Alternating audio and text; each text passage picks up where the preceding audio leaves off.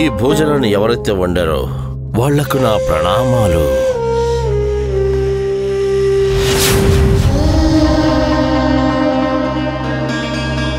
గుండప్ప. ప్రణామాలు గురుగారు. గుండప్ప, నిన్ను ఆకలి బాధించటం లేదా? గురుగారు, ముందు మీరు ఇచ్చిన పని పూర్తి చేసి తర్వాత నా ఆకలిని కూడా తీస్తాను. సరే.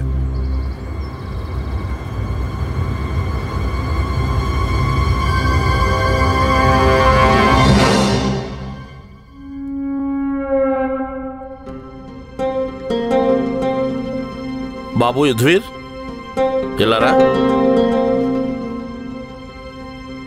బాబు యుధ్వీర్, గుండప్ప మీద ఒక కన్నేసి ఉంచు. తను చాలా తెలివైనవాడు. నీకేమైనా అనుమానం వస్తే నువ్వొచ్చి నాకు సమాచారం ఇవ్వాలి. మీ ఆజ్ఞ గురువర్య.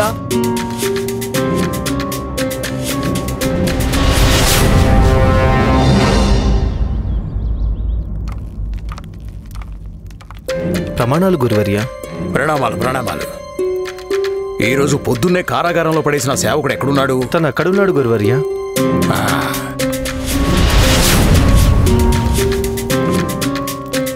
ప్రణామాలు గురువర్య. ఒక్క నిమిషం నువ్వు బయటికెళ్ళు. నేను తనతో ముఖ్యమైన విషయం మాట్లాడి కొంత సమాచారం తెలుసుకోవాలి. మీ ఆజ్ఞ గురువర్య.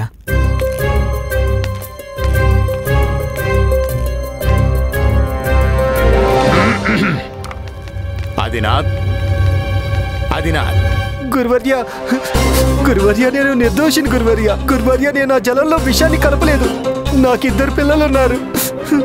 గురువర్య, నన్ను కాపాడండి. నేను వచ్చింది అందుకే కదా ఆదినాథ్. కొంచెం నా దగ్గరికి రా.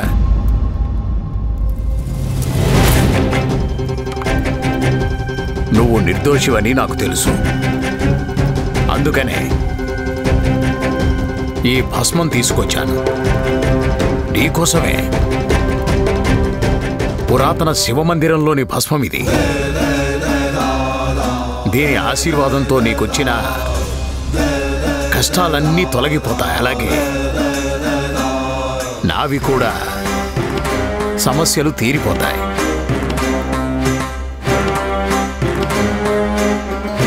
నువ్వు నీ కళ్ళు మూసుకో. అలాగే గురువర్య.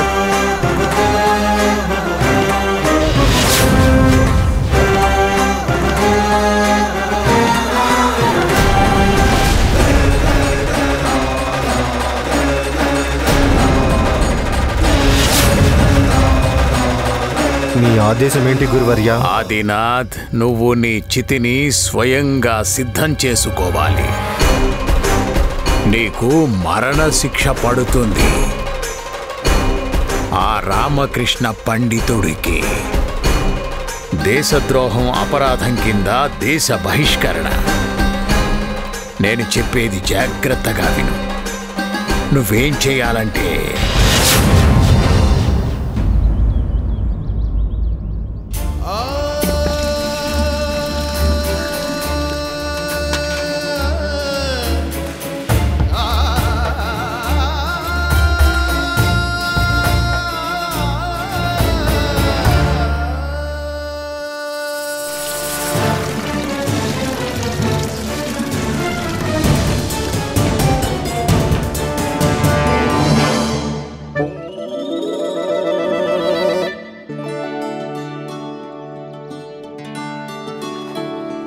చాలా మంచిదైంది. నేను తాల్దా దగ్గర విలిగా భోజనం తీసుకోవడం. ఇక నిశ్చింతగా ఆకలిని శాంతింపం చేసుకుంటాను.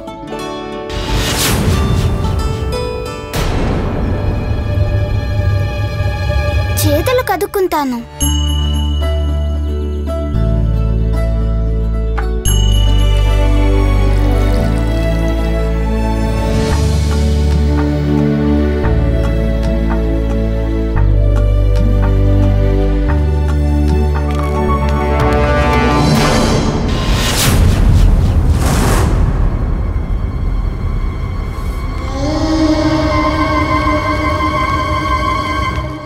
గుండప్ప, నీకు తెలుసు కదా మీ ఇంటి భోజనంలో ఎంత రుచి ఉందో. తెలుసు గురువుగారు.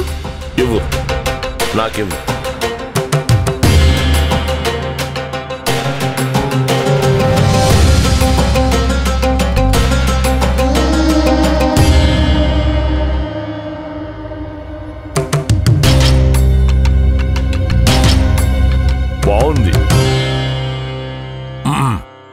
పాత్రలన్నింటిలోనూ నీళ్లు తొడిపెట్టావా? తోదాను గులుగాలు. మంచిది.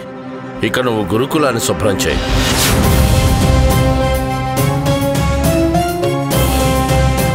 బాబు యుద్ధవీర్, వెళ్దాం.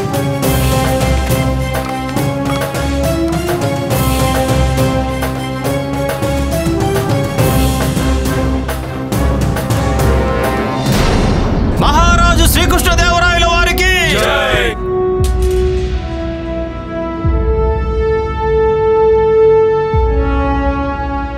మహామంత్రి గారు,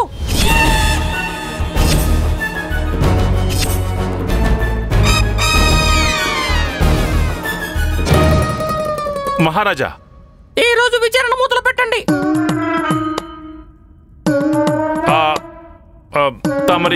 తమరి ఆజ్ఞ మహారాజా. క్షమించండి మహారాజా, కానీ మీ గొంతు అలా ఎందుకు మారిపోయింది? ఇది మీ అనుగ్రహం వల్లనే జరిగింది.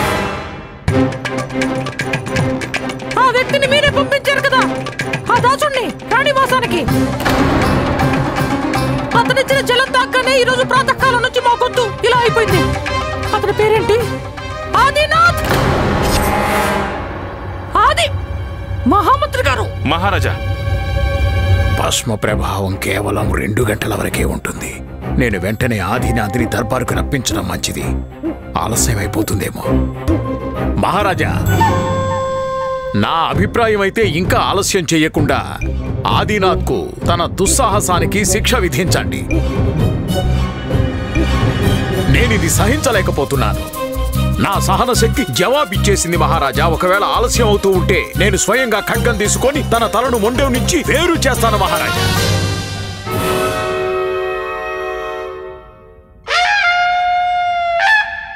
అలాగే మహారాజా, నాకు అర్థమైపోయింది మహారాజా.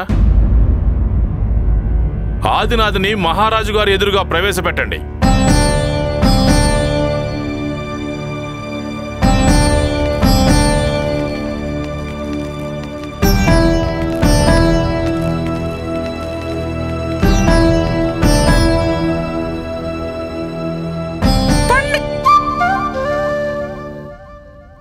రామా, చూడండి,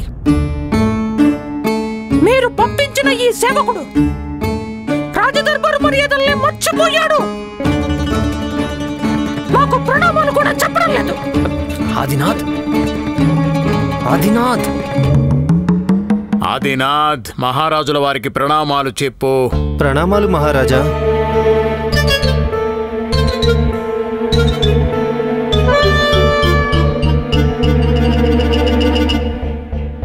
ఆదినాథ్, మేము నీకు శిక్షణ విధించడానికి ముందే నియమానుసారం నువ్వు నీ సంజయ్ ఇచ్చుకోవడానికి అవకాశం ఇస్తున్నాము. చెప్పు చెప్పు ఆదినాథ్, ఏం చెప్పాలనుకుంటున్నావు? మహారాజా, నేను అశుభమైన కారణంగానే తమరి గొంతు ప్రభావితమైంది.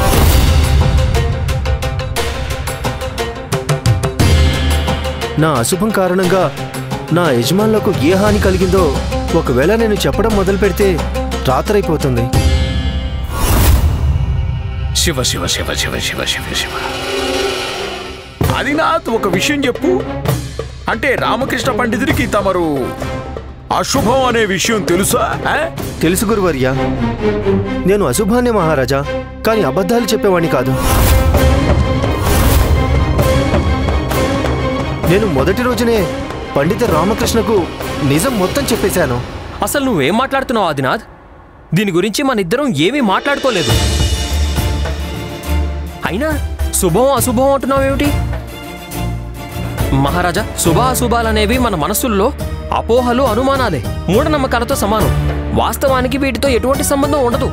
దయచేసి ఈ మాటల మీద కొంచెం కూడా దృష్టి పెట్టకండి. ఇవేవి అనుమానాలు కాదు రామకృష్ణ పండితుడా. అనుమానాలేవీ కాదు. నేనిది దర్బారులో రుజువు చేస్తాను. ముందు మీరిది చెప్పండి. ఆదినాథ్ మీకు ఈ విషయాన్ని ముందు చెప్పలేదా? తను కళింగలో ఒక నగదు సేట్ దగ్గర పనిచేశాడని, ఆయన సన్యాసం పుచ్చుకొని ఆశ్రమానికి వెళ్ళాడని చెప్పాడు గురుదేవా. చెప్పాడట మహారాజా. మీరు ఏ దుకాణంలో ఆదినాథ్ను కలిశారో ఆ దుకాణం యజమాని తన దుకాణాన్ని అమ్మాలనుకోలేదా? అమ్మాలనుకున్నాడు కానీ అమ్మాలనుకున్నాడట. వినండి మహారాజా, మీరే స్వయంగా వినండి. రామకృష్ణ పండితుడు స్వయంగా అంగీకరిస్తున్నాడు ఆయనకు మొత్తం తెలుసని. అయినా ఈ రామకృష్ణ పండితుడు ఈ అశుభ ఆదినాథ్ని రాణివాసంలో నియమిస్తున్నప్పుడు ఎలాంటి అభ్యంతరం అనిపించలేదు. చూడండి గురుదేవా, నేను కేవలం నేనింకా మాట్లాడుతున్నాను. అప్పుడప్పుడు కొందరు వ్యక్తులు విచిత్ర గ్రహ నక్షత్రాల్లో జన్మిస్తారు. దాంతో వాళ్ళ నీడ కూడా ఒకరి మీద పడడం అశుభమవుతుంది. నేను ఆదినాథ్ జాతకాన్ని పరిశీలిస్తే అప్పుడు తెలిసింది ఇతని జాతకంలో కొంచెం అలాంటి గ్రహస్థితులే కనిపించాయి. మహారాజా, ఈ ఆదినాథ్ ఒక నడుస్తూ ఉండే అశుభ దిష్టి బొమ్మ.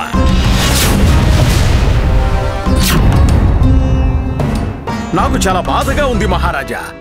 ఈ రామకృష్ణ పండితుడు ఈ అశుభ ఆదినాథ్ని మీ రాణివాసంలోకి తీసుకొచ్చి పనిలో పెట్టాడు. మహారాజా, గురువర్యులు చెప్పింది నిజమే.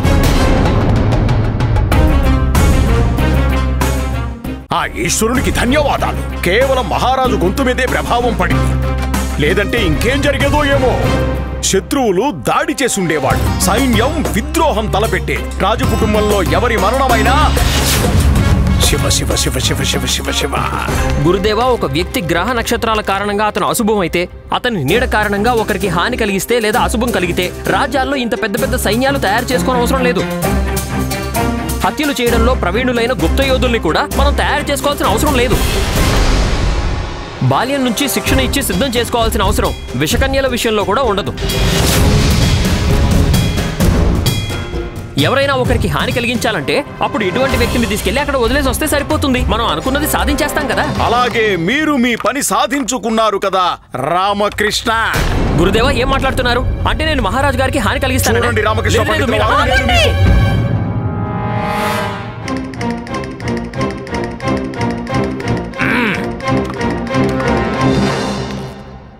పండిత రామకృష్ణ, మాకు పూర్తి నమ్మకం ఉంది మీకు ఆదినాథ్ అశుభం అనే విషయం తెలియదు అని. లేదంటే మీరు తనని మా నివాసంలో నియమించే వాళ్ళే కాదు. కానీ మహారాజా, శాంతించండి గురువర్య. మేమిప్పుడు ఆదినాథ్ కు శిక్ష ఏంటో నిర్ధారించాలి. మహారాజా, మహారాజా నా అభిప్రాయం అయితే ఆదిత్యనాథ్కు దేశ బహిష్కరణ విధించడం మంచిది. మీరిలా అంటారని నేను అస్సలు అనుకోలేదు తిమ్మరుసు గారు. విషయమంతా తెలిసి కూడా మనం ఎలా ఇంకొక పక్క దేశంలోని నిర్దోషి వ్యక్తుల ప్రాణాల్ని ఆపదలో పడేయగలం? ఈ వ్యక్తి ఆదినాథ్ ఒక అశుభ వ్యక్తి. తను ఎక్కడికి వెళ్ళినా అశుభాలే చేస్తూ వెళతాడు, అశుభాన్ని వ్యాపింపజేస్తాడు. మరైతే గురువర్య, మనం ఏం చేయడం మంచిది? మరణశిక్ష. మనం ఆదినాథ్కు మరణశిక్ష విధించి ఈ సమస్యను శాశ్వతంగా నివారించడం మంచిది మహారాజా.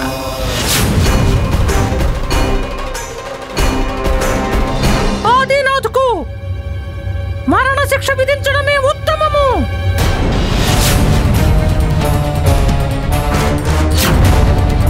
అందుకే మేము విజయనగర సామ్రాట్ కృష్ణదేవరాయలమైన మేము ఆదినాథ్కు మరణశిక్ష విధిస్తున్నాము.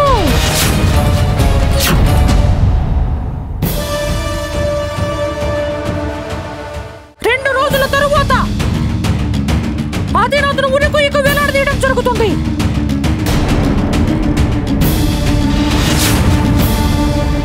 తమరి ఆజ్ఞ మహారాజా. భటులారా, ఇతను తీసుకెళ్ళండి.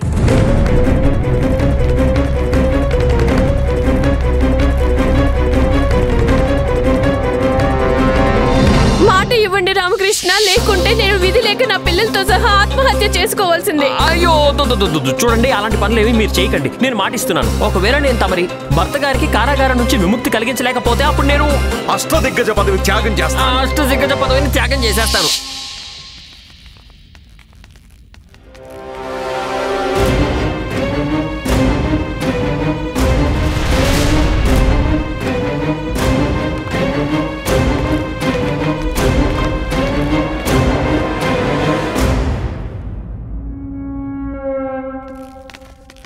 గురువుగారు మీ పాచిక పారినట్టుంది. ఇక అప్పరం మీకు ఇచ్చిన బంగారు నాణాల్ని మీరు తనకి ఇవ్వాల్సిన అవసరం లేదు. అలాగే తన సంపాదనలోని సగం సంపాదన మీకే చెందుతుంది గురువు గారు. ఇక మీ 5 వేళ్ళు నేతిలో పెట్టి కడుపు నిండా భోజనం చేయొచ్చు.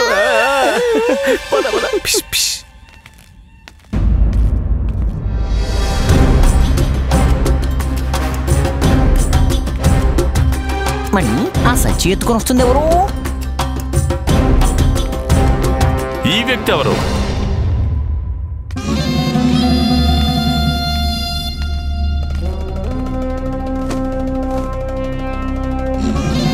ఆదాబ్ హుజూర్. ప్రణామాలు. మీరెవరు?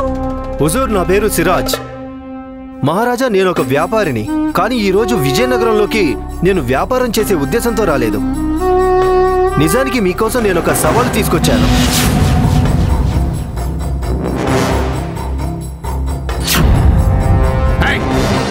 నీకు ఇంత దుస్సాహసమా? నువ్వు నిండు దర్బారులో మా ఎదురుగానే మా మహారాజుకే సవాలు చేస్తున్నావా?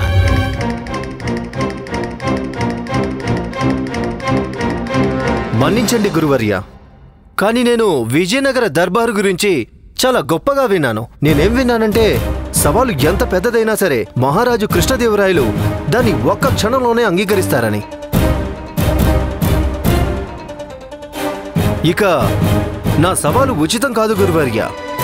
ఒకవేళ మహారాజు ఈ సవాలుని అంగీకరిస్తే అందుకు బదులుగా నేను మహారాజు చరణాల దగ్గర 1,00,000 బంగారు నాణ్యాలు ఉంచుతాను.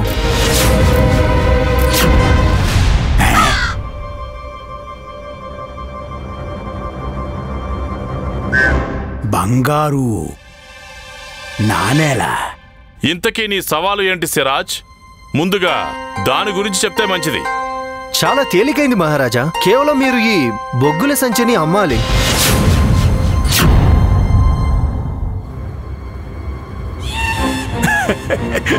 బొగ్గుల సంచి అమ్మాలా?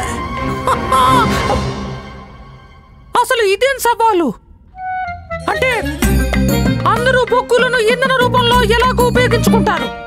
దీన్ని విక్రయించడం అంటే చాలా తేలికవుతుంది కదా? అవును, తేలికే మహారాజా. అందుకే నా సవాల్ ఏంటంటే, మీరు ఈ బొగ్గుల సంచిని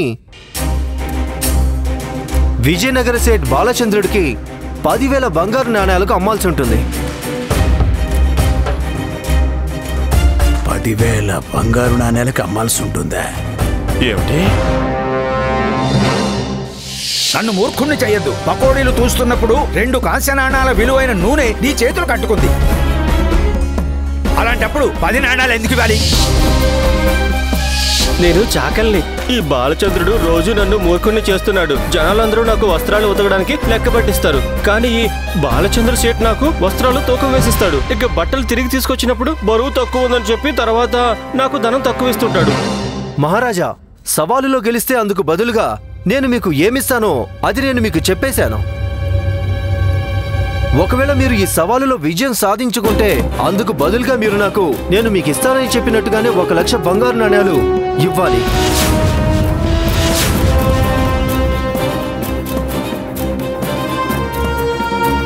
మరి ఈ సవాల్ని అంగీకరిస్తున్నారా మహారాజా?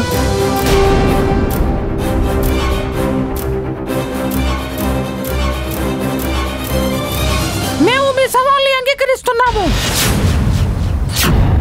పండిత రామకృష్ణ తరపున